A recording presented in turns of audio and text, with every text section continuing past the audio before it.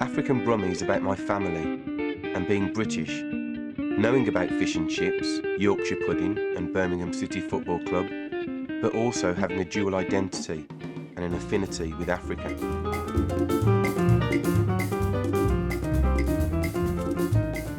Birmingham is a city situated in the heart of Britain, a miasma of culture, colour and community, and it's where the film is set. It's a glimpse into my family with an English mother, an African father, 3 sisters and 2 brothers. My mum met my dad at a dance when she was 17. My dad came over to England in 1948, along with many other Africans and Caribbeans, for a new life and to help rebuild post-war Britain. The journey begins on Ladypool Road, Birmingham. This is my sister Mandy, the master chef. Just gonna go and get a trolley. We are here buying all the food for the big family meal. This is where our dad used to shop, wasn't it? Yeah, I used to come here with him every Saturday, get his shopping with him, and he used to tell me what he wanted. So I was only his lift, really. I reckon there's going to be about 30 of us to you. There's already 31 in our family alone, and then you've got all the Thomases. Our family have a big get-together every now and then.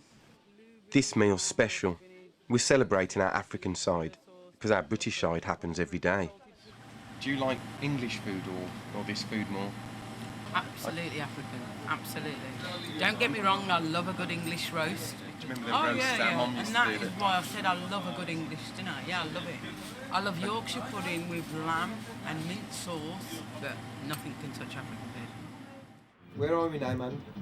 We're at Ghana Way Mini Market, which is absolutely fantastic because we had used to have to go up to London to buy all of this kind of stuff, but now it's fantastic that there is now a place in Birmingham where we can buy it.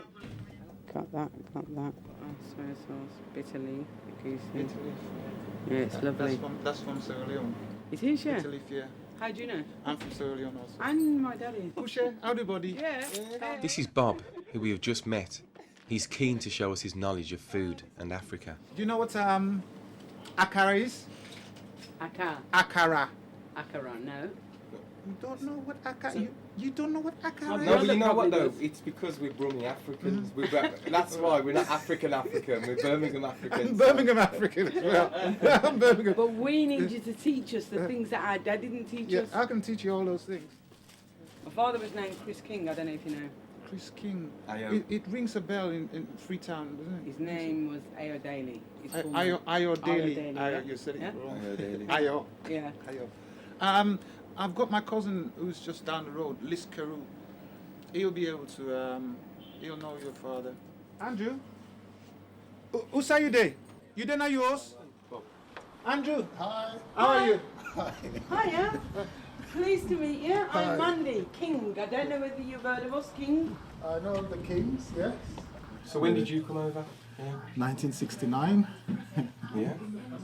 My dad came over in 1948. That's right. We call them the old timers. The old timers. You know, and I said we talk about them fondly, you know, because we met them here and obviously they looked after us. You know, and well, that's life, you know, most of them have died out now. Do you see yourself as a British citizen or are you an African living in Britain? Oh, I'm definitely an African. I think someone was saying, you know, people like us they should call African British. Yeah, I think so. I mean, blacks in America call themselves African Americans. You know, they said a tree cannot stand without its roots. My root is African. Yeah, absolutely. You know, that's it. You know? Meeting Bob and Andrew confirm we are British African, not African. Whenever you see a collection of pots like this, you know some good African cooking is going on.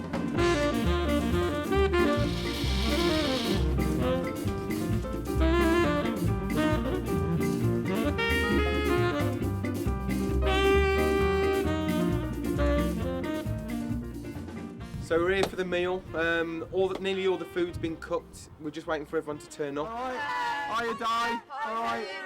She's through there. It's my cousin Carol. Hiya, Carol. My darling. long friend of the family, a right Brummie and all. I'm not. Right, Time for me to get some food now, right? So I'm going to just go over here.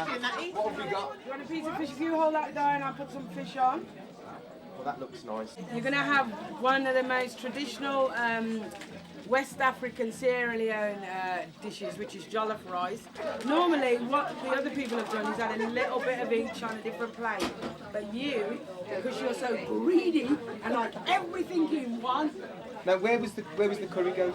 Where was that? Curry goat's behind you there. That's It's the cooked curry nicely goat. by Rachel. And there she is. And can you cook as good as your mum? I can cook West Indian food better. Is that true, I man? haven't even been able to Probably she can cook West Indian food, yes, better than me. But I haven't even tried African food. In African food, nobody can touch me. Nobody. So, do you feel that you was brought up British or African, or a bit of a mixture? Definitely African.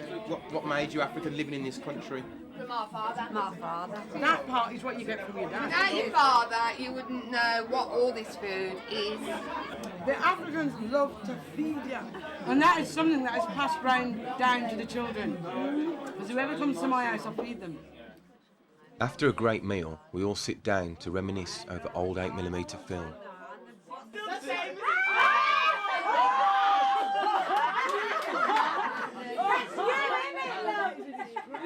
Mandy, Michael Jackson. Here's our mum. How young your mum looks.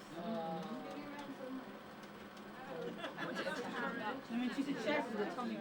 Oh, David! Jane! Yeah. Looks like the man. Exactly like Ricky. I know, I'm so beautiful. What else? Where's the sound? It was 1970, there was no sound. No sound. There's no such thing. You're lucky you got it. This old 8mm film shows we have dual identity, but it also brings happy and sad memories to us all. Our dad's grave's over here, not too far from my mum. So,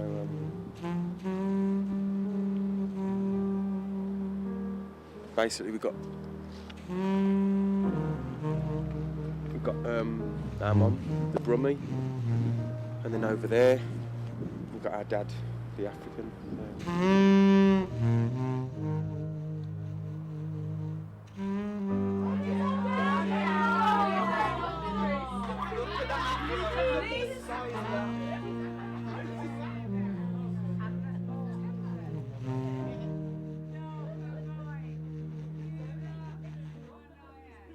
Even though you've still got the brothers and sisters, it's just like you feel there's something missing. I think being black British and being kind of mixed race as well, you know all about being British and being English and being Brummie. Yeah. You've got this kind of sense of loss and this romanticised view of, knowing that you've got sort of African blood in you as well. And it's even more stronger when your parents go as well. Culture, beliefs and race are significant in the makeup of identity. We are British, we are Brummie, but we are also African. Our mum and dad taught us many things, whether it be in our manner, by the way we talk, by the clothes we wear, or by the food we eat.